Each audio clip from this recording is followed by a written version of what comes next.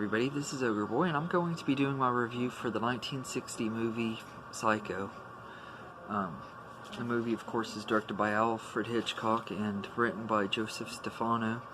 And this movie follows Marion Crane, who is a woman that steals $40,000 from her boss and goes on the road trying to get away from him and everything, and she stops at the Bates Motel where she meets Norman Bates, and of course he kills her in the iconic shower scene.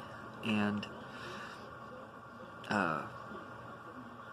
after that, the rest of the movie is kind of like her sister and her boyfriend trying to find out what happened to her, because she's been missing and stuff, and they haven't been able to get a hold of her and everything. And Detective Arbogast goes to the Bates Motel to question Norman, and he ends up getting killed. And so her sister and her boyfriend go there to investigate, and they find out that the real reason what Norman is and everything. It's just a really, really entertaining movie, and everything. It was a big influential movie in the horror genre and slasher genre, and just really, really great movie. The whole cast in here is really great, especially Anthony Perkins, who plays Norman Bates. He's just really good. He has that likable charm and everything, but there's also something off about him that kind of makes him a little creepy too, and everything. And he's just really, really good as Norman. Janet Leigh was great as Marion Crane as well. I know it's also kind of weird because the movie sets it up where she's the main character and stuff, and she dies halfway through the movie and everything. So I thought that was kind of a cool twist and everything. Of course, I had known the twist before seeing the movie, because anybody who knows anything about horror movies would know that about the iconic shower scene. Even if you haven't seen the movie, there's more than likely a chance you've at least seen clips of it or heard about it and everything, because it's one of the most iconic scenes in horror movie history. Vera Miles plays Lila Crane, and she does a really good job too. She's Marion's sister that's worried about her, and I thought that she really fit the role really well, and she did a good job. And John Gavin plays her boyfriend Sam Loomis, which I think is really cool that other horror movies have used the Loomis name as a tribute to this, Halloween's Dr. Loomis and Billy Loomis in Scream. I think it's really cool that they kind of this movie was such an influence on so many other movies and everything. And then Martin Balsam plays Detective Arbogast, and he does pretty good too.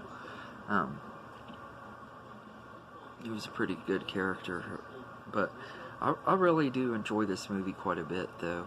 It the suspense and stuff throughout the whole movie is done really well. The first act of the movie is her trying to escape with the money and everything, and she talks to a cop, and she's trying to get a new car and everything, and the whole time in that it's really suspenseful, is she gonna get caught with the money or what?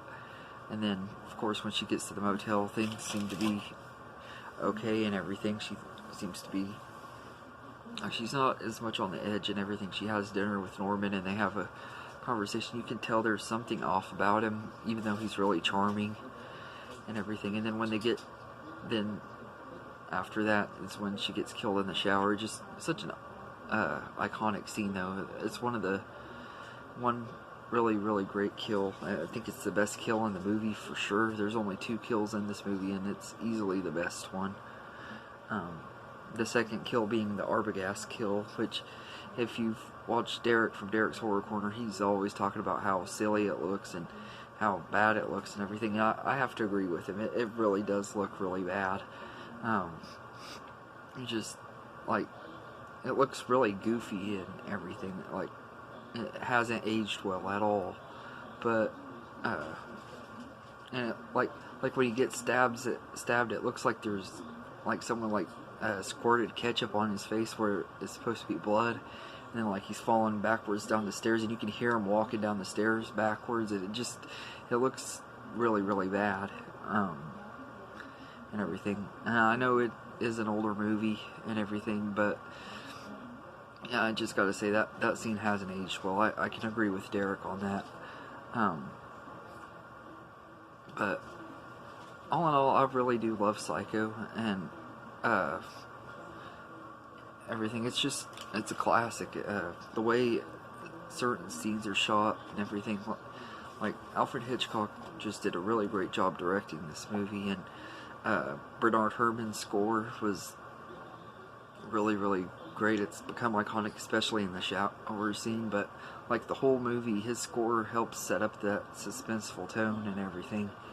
It worked really well. And also, I thought that when we finally see Norman's mother, which is a corpse and everything, I actually think that prop looked pretty cool and everything, and with it being in black and white, it just makes it look even creepier and everything. So but I'd give Psycho a 9.5 out of 10. It probably would get a 10 if it wasn't for that Arbogast kill. It took it down a little bit for me too. I get everything Derek says about that, because it really does look bad. And I know, yes, the movie came out in 1960s and everything, and things were different, but still, that scene has really aged bad.